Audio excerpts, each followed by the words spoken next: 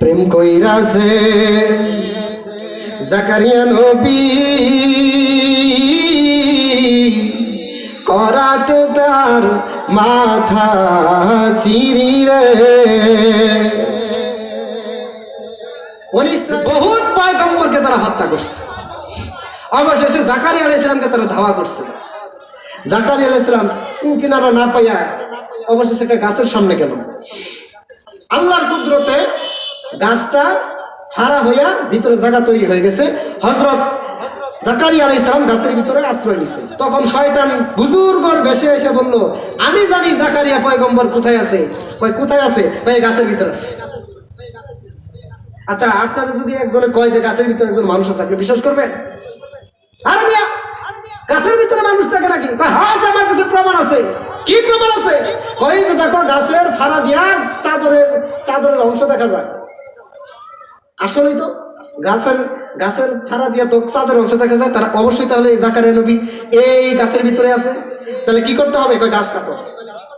এখন গাছ কাটবে, শয়তান ধোঁকা দেয়, গাছ এভাবে কাটা যাবে না। কিভাবে কাটতে হবে? উপর থেকে লম্বা লম্বি কাটো। মানে ধোঁকা দিতেছে, মানে জাকারিয়া নবীকে উপর থেকে কাটা শুরু করলো।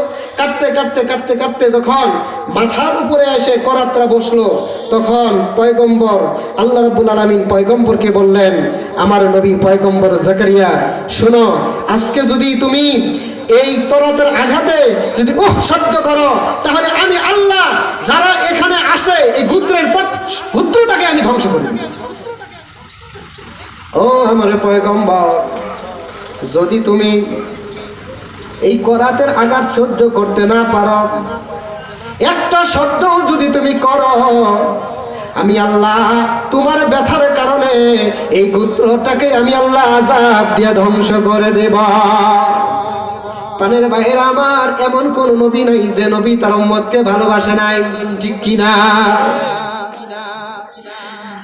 এই কথা শোনার পর হযরত জাকারিয়া আলাইহিস সালাম এমন চুপ করলেন, করাত দিয়ে পারতে পারতে পুরা দেহটা ছিন্ন ভিন্ন হয়ে গেল।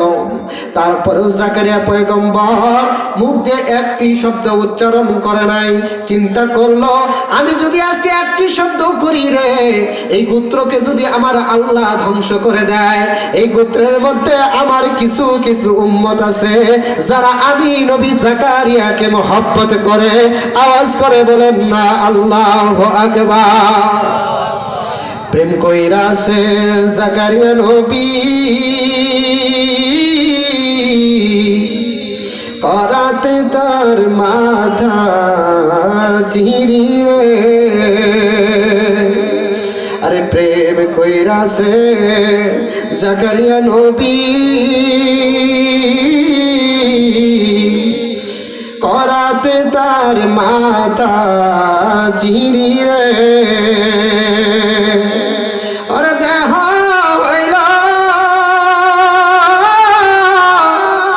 ছিন্ন ভিন্ন তবু শব্দ করে না, প্রেম তো মরে না।